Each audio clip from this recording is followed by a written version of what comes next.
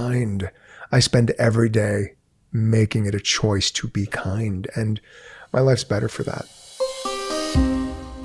This week on Truth Be Told, he shows his passion with fashion, but there's so much more than meets the eye. We're going to get into that right now with Lawrence Zarian. How are you, my friend? I'm so happy to be here. Well, I know for a fact you're someone who subscribes to the look good, feel good mentality. Are you able to, kind of just right off the bat here, are you able to recall when was the first time that concept and mindset became a reality for you and your mantra in life? You know, it's a daily mantra. I work on it every single day. I struggle sometimes to even look in the mirror and love what I see. It's a daily choice. But it all started, I remember vividly watching my mom get dressed to go out with my dad. I remember vividly watching my mom of 3 kids, married, a hard worker, transform herself from this mom to a beautiful woman. And there was something in that evolution that has obviously stuck with me. And that is why I have the career that I have, because I love helping women look in the mirror and love who they see at this point in their life.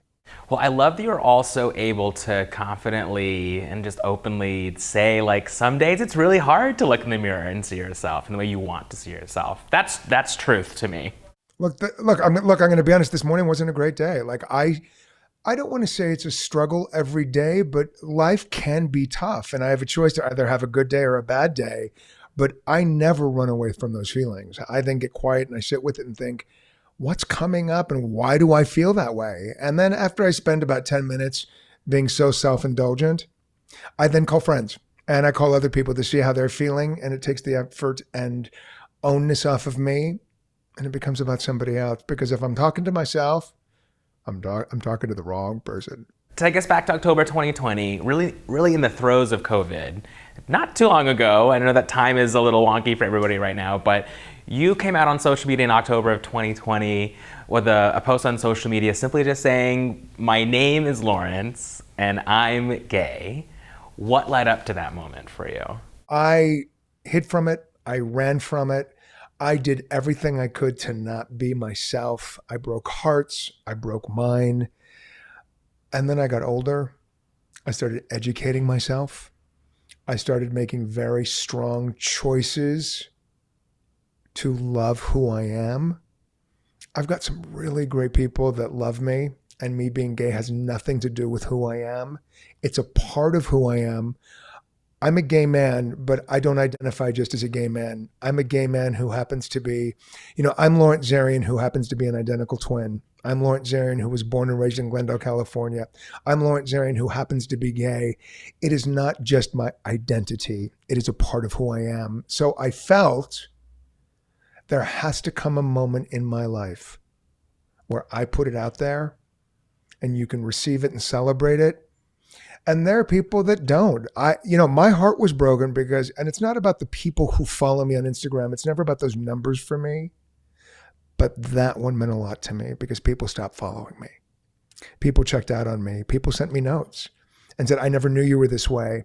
And what you think about me is none of my business. And if you don't celebrate, love, embrace who Lawrence is, who happens to be a gay man, then you're not supposed to be in my life. So yeah. I was tired. I know that's a long-winded answer. I was tired of not being myself. I was tired of living in my shadow. And I've had the best time.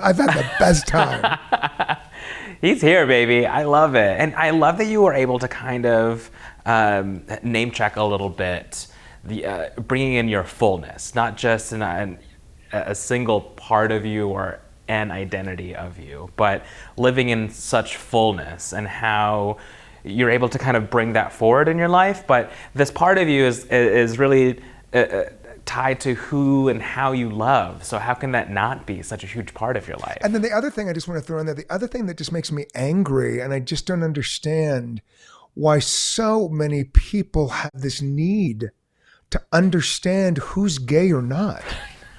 And you're also judging people. Like, I didn't choose to be gay. This wasn't my choice. My choice, and I say it because I need to say it, my choice was at one moment in my life to want to end my life. That was a choice because I didn't want to be gay. So I chose that to live in what the world wanted to see versus who I am. I will never make that choice for somebody else for who I am. I didn't choose this life, but I celebrate this life. And you love me or you don't. And if you don't, you're losing out on a really nice person. Yeah. You know, something else I wanted to talk to you about also was part of your coming out post on social media. You talked about the Bible and being made in God's image. And I just had to pose to you while I had you, like, what does faith represent for you? And what's your take on how faith has been weaponized on the queer community? Well, I think, first of all, I was brought up in a religious home. I went to Catholic school. My mother was Lutheran, and then I went to Christian school. And there were so many different religions being thrown at me. Yeah. So I always had a concept of what I thought God was for me. And then coming up soon, I'll have 18 years of sobriety. Wow. And in those 18, that's huge. Thank you. One of the best things I've ever done. God just said, you know what? We're not going to serve you anymore. Now you serve me. I have a God of my own understanding. I've learned a little here. I've learned a little here. I've learned a little here. And it's a God of my understanding. And the other thing, when it comes to religious fanatics, there's no place in the Bible that says homosexuality is a sin. It specifically says that God embraces everyone. And to me, relating it back to fashion, a couture dress, a couture look, one person, one look, one night. I'm couture. I'm custom made in God's image. There's nobody else like me. I'm made in God's image, period. You are couture. You're custom made. And I can celebrate that and embrace it. And who I choose to worship, who I choose to believe in, where I find my faith is none of your business as long as my faith doesn't affect you. I have my beliefs.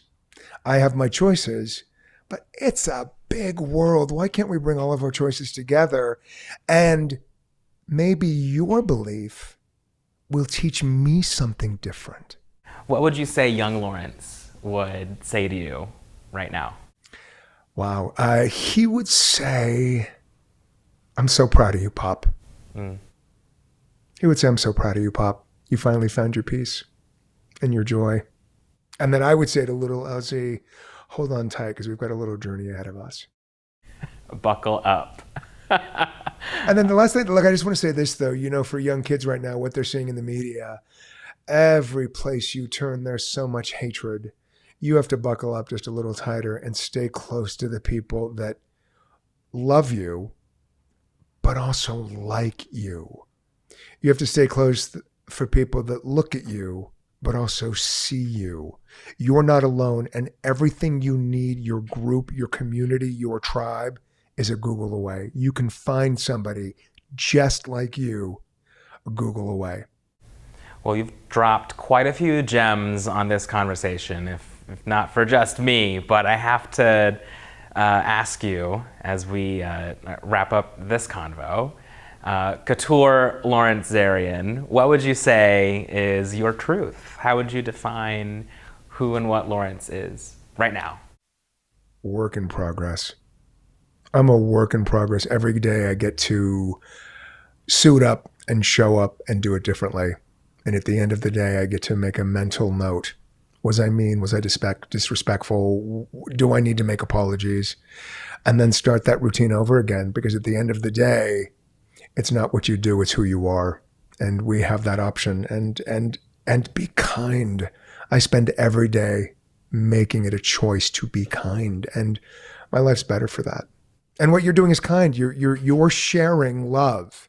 You're giving this window for people to be seen of all walks in life. And what you're doing is a gift. And it's an honor to be a part of your story. So thank you for having me today. Oh, I love this. Fashion, passion, and so much more. I appreciate you. And this is what this show and this having these conversations is all about. Thank you. Big hug. To see even more episodes of Truth Be Told, check us out at Plus Life Media and pluslifemedia.com. Until next time, let your truth be told.